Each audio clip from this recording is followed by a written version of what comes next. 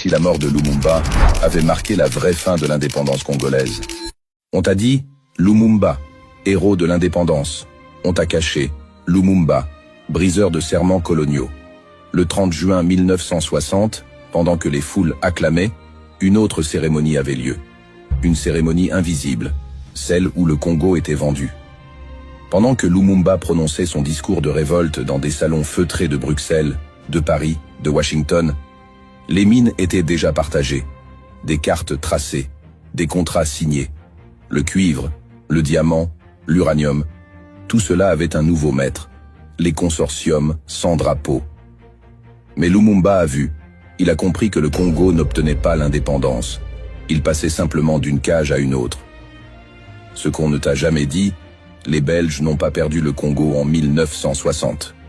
Ils l'ont transformé en plantation financière sous drapeau africain, et Lumumba voulait briser ce plan.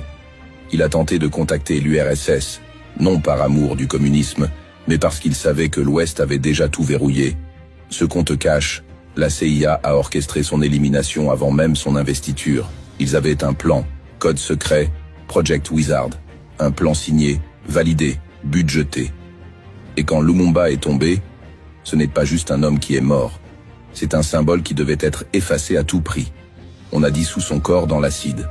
Et si la mort de Lumumba avait marqué la vraie fin de l'indépendance congolaise.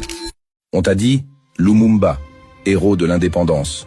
On t'a caché, Lumumba, briseur de serments coloniaux. Le 30 juin 1960, pendant que les foules acclamaient, une autre cérémonie avait lieu. Une cérémonie invisible, celle où le Congo était vendu. Pendant que Lumumba prononçait son discours de révolte dans des salons feutrés de Bruxelles, de Paris, de Washington, les mines étaient déjà partagées, des cartes tracées, des contrats signés. Le cuivre, le diamant, l'uranium, tout cela avait un nouveau maître, les consortiums sans drapeau.